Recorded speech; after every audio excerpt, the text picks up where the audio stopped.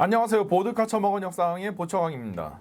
다소는 우라강 전투기의 대성공으로 인해서 프랑스 항공산업을 다시금 일으켜 세운 데 성공했고 파산 위기에서도 탈출할 수가 있었습니다. 그러나 우라강 전투기는 직선익의 초창기 제트 전투기라는 것은 부정할 수가 없는 사실이죠. 특히나 한국전쟁에서 직선익을 가진 전투기인 F-80 슈팅스타, F-84 썬더제트, 글로스터 미티어 전투기가 후퇴익 제트 전투기인 미그-15한테 처참하게 깨져나간 걸 보고 나서 이제는 직선익 전투기가 퇴물이 되었다는 것을 실감할 수밖에 없었죠. 그래서 다수사는 아예 기존의 우라강 전투기에 30도 각도의 후퇴각을 준 새로운 주익을 채택한 전투기를 개발했는데요. 그것이 바로 1951년에 등장한 미스테르2 전투기입니다. 우라강 전투기에 비해서 많은 부분이 바뀌었는데요. 일단 드디어 프랑스 국산 제트 엔진이 장착되었다는 것입니다. 프랑스는 나치 독일 치하에서도 아름아름 제트 엔진을 갖다가 연구를 했는데요. 전후에 프랑스 점령지에서 독일제 BMW 003 제트 엔진을 갖다가 입수하게 되면서 본격적인 제트 엔진 연구를 할 수 있게 되었죠. 이때 지금도 제트 엔진을 갖다가 생산해가지고 세계 여러 곳에 판매하는 스네이크 마사의 역사가 시작될 수가 있었죠. 여기에 전쟁이 끝난 다음에는 독일의 제트 엔진 전문가들을 갖다가 대거 영입해온 데 성공하면서 프랑스 최초의 국산 제트 엔진인 6600파운드 추력의 아타 101 엔진을 개발할 수가 있게 되었습니다. 일단 아타라는 이름 자체가 나치 독일 출신의 공학자들로 이루어진 프로젝트 팀 이름이었어요. 독일의 기술력은 세계 최! 이전에 롤스로이스 닌 엔진에 비해서 추력도 굉장히 좋아졌다 보니까 자체 중량도 조금 늘어난 5톤급을 자랑했습니다. 당연하지만 이전 우라강에서 항속거리 관련해서 불만이 좀 상당했기 때문에 기체를 조금 더 키워가지고 여기에다가 추가적으로 연료를 넣는 작업은 필수였죠. 커진 힘과 체급은 무장에도 투자가 되어졌습니다. 30mm 대파 기관포 2문이 장착된 건데요. 당시 프랑스군이 이제 20mm 기관포를 써보니까 이걸로는 전투기는 잘 잡을 수 있겠는데 폭격기는 잘 못 잡겠다는 결론이 나와가지고 30mm 기관포를 갖다가 채택한 거예요. 왜냐면은 프랑스는 안보 환경상 적 전투기가 교전나는 경우보다는 소련군의 폭격기가 프랑스 영내로 날아들어와가지고 핵폭탄을 떨어뜨리기 전에 격추를 해야 될 필요성이 굉장히 컸기 때문이죠. 이렇게 강한 엔진이랑 결합이 되어져가지고 우라강보다 약 시속 100km 정도가 빠른 시속 1060km를 자랑했었습니다. 그리고 미스테르2를 갖다가 급강화시키면은 초음속을 돌파할 수가 있어가지고 프랑스 최초의 초음속 돌파 기록도 이 미스테르2가 가져올 수가 있었습니다. 이렇게 개발된 미스테르2도 프랑스군이 무려 170대를 갖다가 묻지도 따지지도 않고 사주면서 또다시 성공 가도를 달리게 되었죠. 그러나 미스테르2는 배치되자마자 구식화가 진행되고야 말았습니다. 때는 1950년대 중반이었고 초음속 전투기들도 속속들이 등장하는 와중에 이제 암속 전투기 가지고는 프랑스군이 만족을 하지 못했던 것이죠. 이 때문에 프랑스군은 미스테르2 전투기를 추가로 도입하지는 않고 그저 차세대 전투기가 배치되기 전까지 땜빵용으로만 사용하기로 했습니다.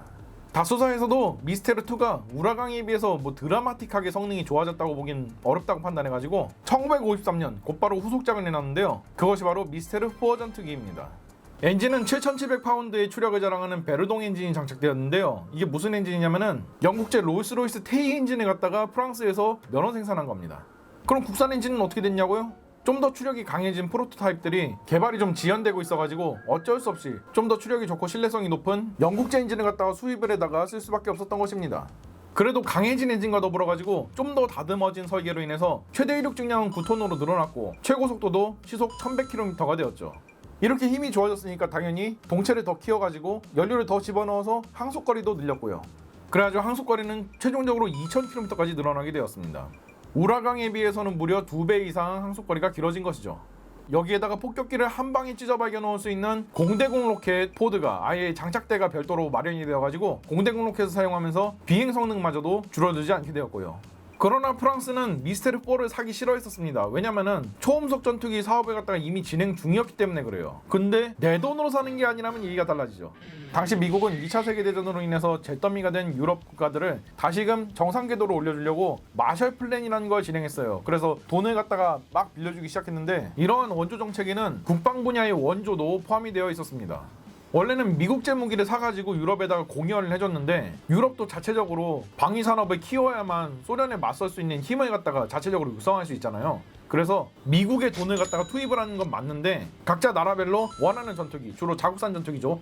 그런 거를 미국 돈으로 사서 나토군 소속으로 배치를 시켜가지고 이거를 각자 나라에다가 임대를 내주는 방식이었습니다. 그래서 미국이 당장 전투기 사라고 돈을 줬는데 살 전투기는 미스테르4밖에 없는 거야. 그래서 프랑스가 미스테르4를 갖다가 240대나 도입을 했던 것이죠. 어차피 내 돈 아니니까. 그래도 미스테르 2보다는 성능이 좋아져가지고 해외에도 많이 팔렸습니다. 이스라엘은 원래 미스테르 2를 살려고 줄을 섰는데 곧바로 2년 뒤에 미스테르 4가 나오니까 추가금을 더 주고 미스테르 4를 갖다가 60대 정도 업어와가지고 배치시켰죠. 이때 도입해온 미스테르 4 전투기들은 놀랍게도 훨씬 더 성능이 좋은 초음속 전투기인 미그 19를 상대로도 우위를 차지한 경우가 있었어요. 이건 아랍 국가애들이 운영을 이상하게 해가지고 그런 겁니다. 길어진 항속거리를 토대로 1967년에 6.1 전쟁이 발발하자 지상 공격용으로도 많이 활용이 되어가지고 아랍의 지상군을 불과 6일 만에 패퇴시키는 결과를 만들어내는데 일조했고요. 이후에 1970년대까지 활약하다가 퇴역시켰습니다. 인도군도 110대를 사가지고 파키스탄과의 전투에 투입을 시켰고요. 이런 식으로 애매한 개량형이라 가지고 모두가 걱정하던 미스테르 4도 운 좋게 400대 넘게 판매고를 올릴 수가 있었습니다. 그러나 다소는 미스테르 4의 성공이 순전히 운이 좋아서 그랬던 것이라는 걸 부정할 수는 없었어요. 그래서 1957년 미스테르 전투기를 갖다가 본격적으로 초음속 전투기로서 진화를 시켰는데요. 그것이 바로 슈페르 미스테르 전투기입니다.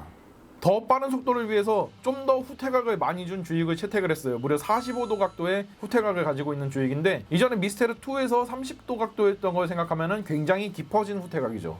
엔진에도 F터버너를 장비해가지고 최대 1만 파운드의 추력을 자랑할 수가 있게 되었습니다.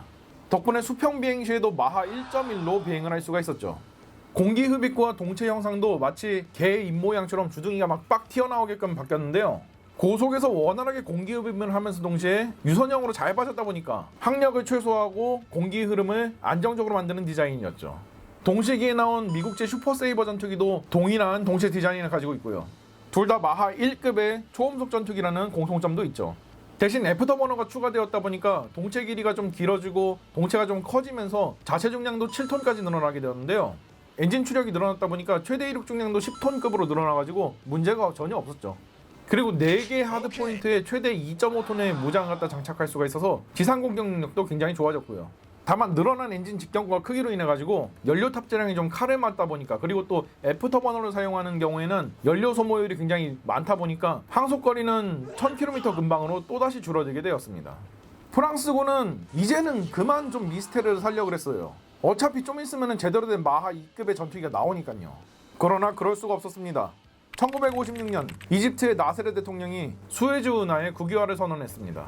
당연히 예전부터 수에즈 운하를 통제하던 영국, 수에즈 운하로 막대한 이득을 보던 프랑스, 그리고 수에즈 운하 영구정지 먹은 이스라엘까지 반발을 할 수밖에 없었죠. 그래서 이 세 나라가 합심해가지고 2차 중동전쟁을 벌였는데요. 성공적으로 이집트군을 몰아붙인 건 사실입니다만 여기에 소련이 개입해가지고 프랑스와 영국에게 철군하지 않으면 파리와 런던에 핵을 쏘겠다고 이야기했죠. 여기에 미국까지 영국과 프랑스의 제국주의적 행동에 반대한다는 성명을 내면서 결국 이긴 전쟁인데도 불구하고 영국과 프랑스가 전쟁에서 손을 떼야 됐었습니다. 그렇다면 프랑스군은 혹시나 소련군의 폭격기가 프랑스로 쳐들어와가지고 핵폭탄을 떨어뜨리기 전에 최대한 급하게 막아야 되는데 마냥 마하 2급의 전투기만을 기다리고 있을 수는 없다는 판단이 섰죠. 그래서 급하게 슈페르 미스테르를 갖다가 150대를 사오면서 판매가 이루어지게 되었습니다.